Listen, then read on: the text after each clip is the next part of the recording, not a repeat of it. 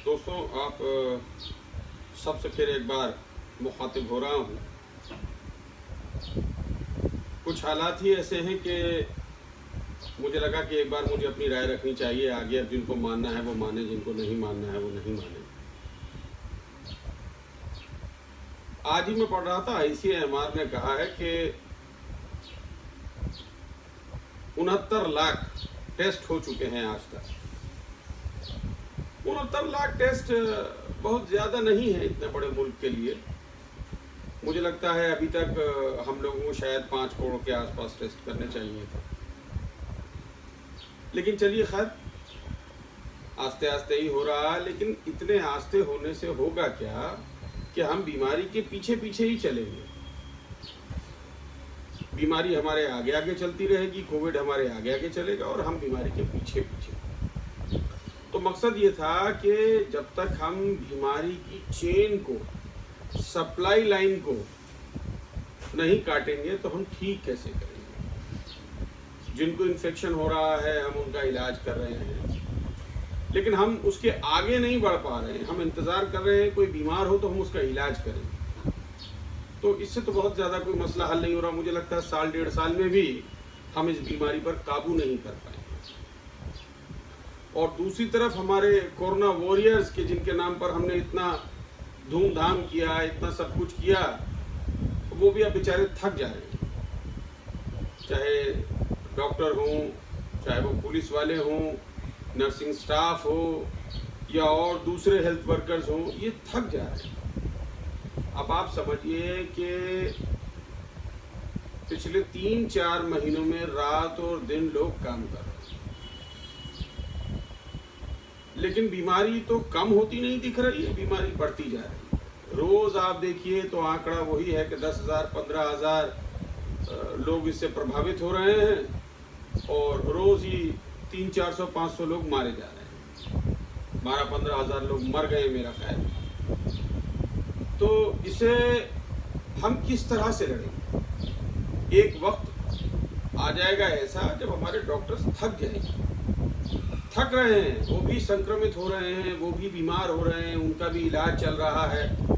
Police वाले, police station के बड़ा बाबू तक, कई जगह मैंने पढ़ा और मैंने देखा कि वो भी बीमार हो गए। या तो वो सेल्फ आइसोलेशन में चले गए या कुछ की तबीयत इतनी ख़राब हुई कि उनको अस्पताल में भर्ती करना पड़ा, उनको ऑक्सीजन लगाना पड़ा, उनको वेंटिलेटर्स पर डालना पड़ा।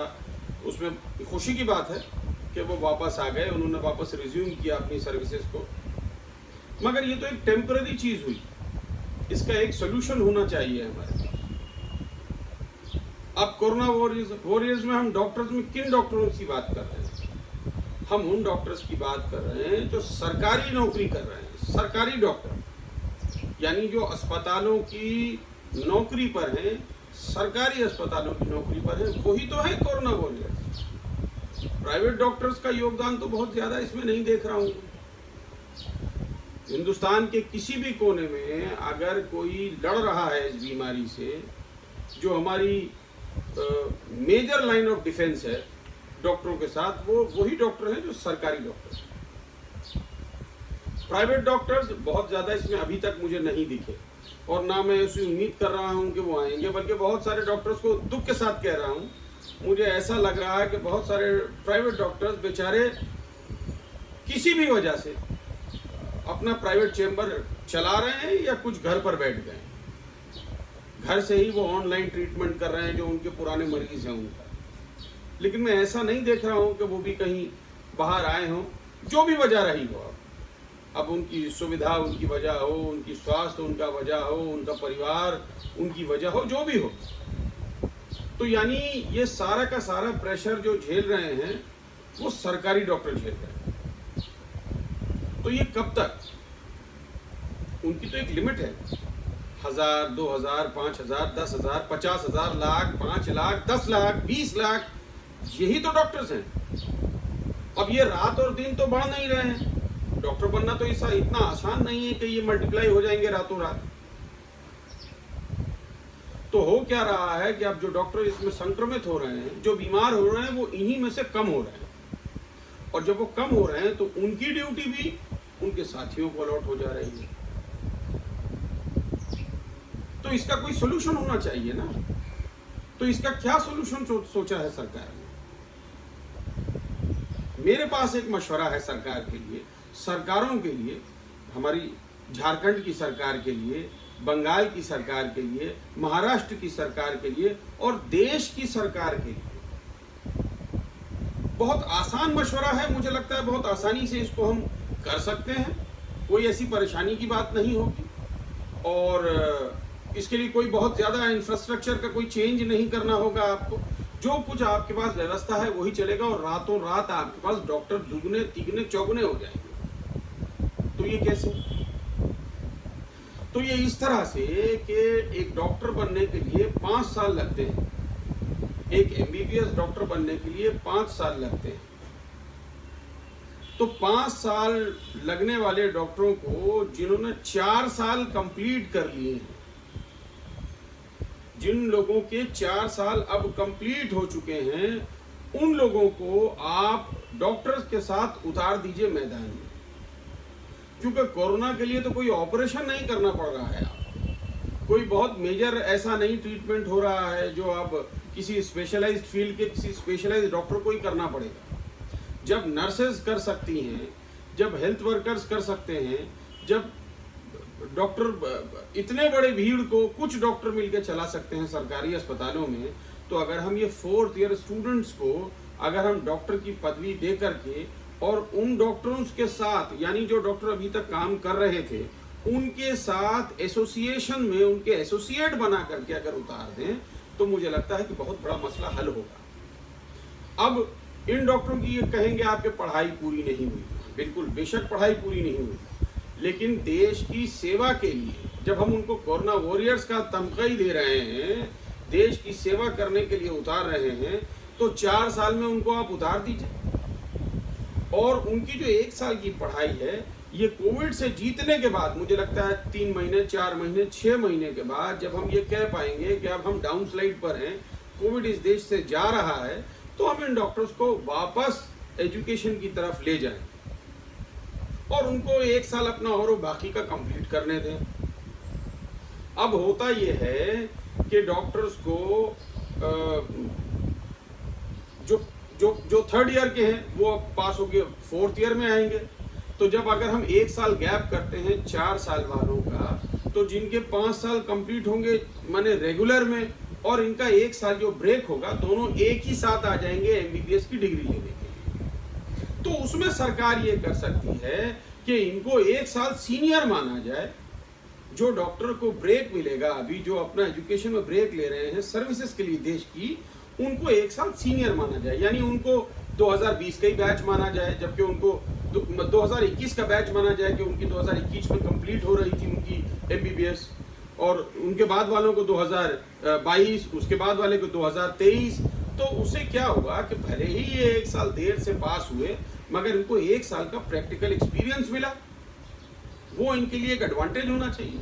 और दूसरी बात, अगर आप देखेंगे तो जो लोग सर्विसेज में ये 4 साल वाले जो नए डॉक्टर होंगे, जब ये 1 साल की सर्विस देते हैं सरकार को, तो सरकार को चाहिए कि इनकी सर्विसेज के एवज में जो भी सुविधाएं डॉक्टरों को मिलती हैं अभी आज की डेट में, वो सारी सुविधाएं इनको दी जाएं। यानी इनको तनख्वाह मिले, इनको रहने का इंतज़ाम हो, इनके खाने पीने का इंतज़ाम हो, और साथ ही साथ इनको सर्टिफिकेट ऑफ एक एप्रिसिएशन गवर्नमेंट ऑफ इंडिया या जो स्टेट गवर्नमेंट के लिए काम करे वो गवर्नमेंट ऑफ स्टेट गवर्नमेंट अपनी तरफ से इनको एक तमगा दे, एक मेडल दे, एक सर्टिफिकेट दे।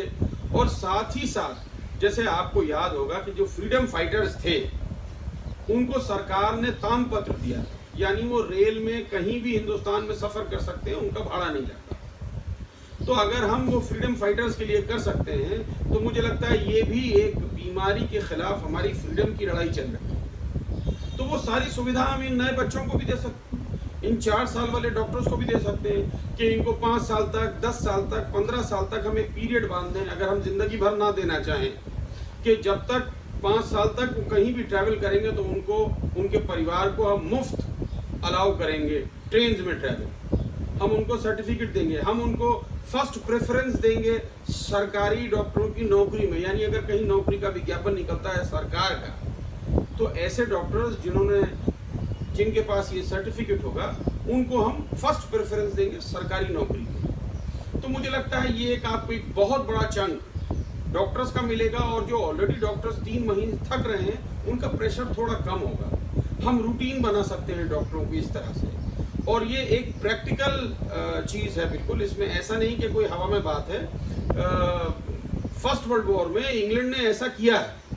अगर आप इतिहास निकाल के देखेंगे तो फर्स्ट वर्ल्ड वॉर के ज़माने में इंग्लैंड ने ऐसा किया था कि जब 4 साल के जो डॉक्टर्स थे उनको लगा दिया गया था सर्विसेज में, और उसको लाभ पहुंचा।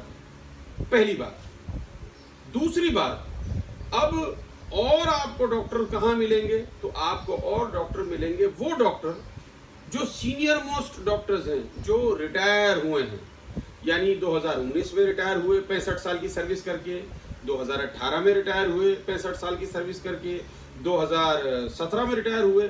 तो आप अगर पीछे के 5 साल के जितने डॉक्टर्स आपके रिटायर हुए हैं उनको आप सर्विसेज में वापस ले लें साल भर के लिए, उनको आप कॉन्ट्रैक्ट बना करके और उनसे राब्ता कायम करके उनसे एक कॉन्ट्रैक्ट बना करके आप उनको भी सर्विसेज मिलेगी। तो आपको एक 65 साल का डॉक्टर मिल रहा है, 66 साल का, 67 साल का, यानी पिछले 5 साल का पीरियड अगर आप निकालेंगे तो आपको हजारों लाखों डॉक्टर्स मिल जाएंगे पूरे देश में जो रिटायर हुए हैं सरकारी नौकरियों से। और हर सरकारी विभाग में, हर सरकार के अदारों में अपने डॉक्टर्स होते हैं, यानी एयरफोर्स में अपने डॉक्टर होते हैं, रेलवे में अपने डॉक्टर होते हैं, शिपिंग में अपने डॉक्टर होते हैं, एग्रीकल्चर में अपने डॉक्टर होते हैं। और ये हर डॉक्टर की जो एज लिमिट है वो वही है, सरकारी लिमिट 62 थी, अब 65 है। तो इन डॉक्टर्स को आप वापस रिकॉल करके सर्विसेज में ले सकते हैं। तो आप देखेंगे रातों रात आपके पास हजारों नहीं लाखों डॉक्टर्स बढ़ जाएंगे इस देश के अंदर। तो इनका इस्तेमाल स्टेट गवर्नमेंट्स कर सकती हैं, इनका इस्तेमाल सेंट्रल गवर्नमेंट कर सकती है। यानी अस्पतालों में जो हमारे डॉक्टर्स अभी तक थक रहे हैं उन पर थोड़ा प्रेशर कम होगा, उनको थोड़ा आराम मिलेगा, उनको सांस लेने की जगह मिलेगी। ऐसे डॉक्टर्स हैं जो घर नहीं गए पिछले 2-2 महीने से, ऐसी नर्सेज हैं जो 1.5 महीने 2 महीने से घर नहीं गई। तो इनको एक रूटीन में आएगा। और आप नए बच्चे जो हैं ये 4 साल वाले, इनको आप लगा दीजिए उनके सुपरविजन में जो 65 साल वाले डॉक्टर्स हैं, जो सीनियर मोस्ट डॉक्टर्स हैं, जो रिटायर हुए हैं। तो मुझे लगता है कि आपको एक बहुत बड़ी खेप मिल जाएगी। इसलिए सरकार को फौरी तौर पर मुझे लगता है इस पर सोचना चाहिए और कोई कानून बना करके इनको इमीडिएटली लेना चाहिए। फिर आपसे बात होगी, मैं आपका ज़्यादा वक्त नहीं लूँगा। बहुत शुक्रिया, धन्यवाद।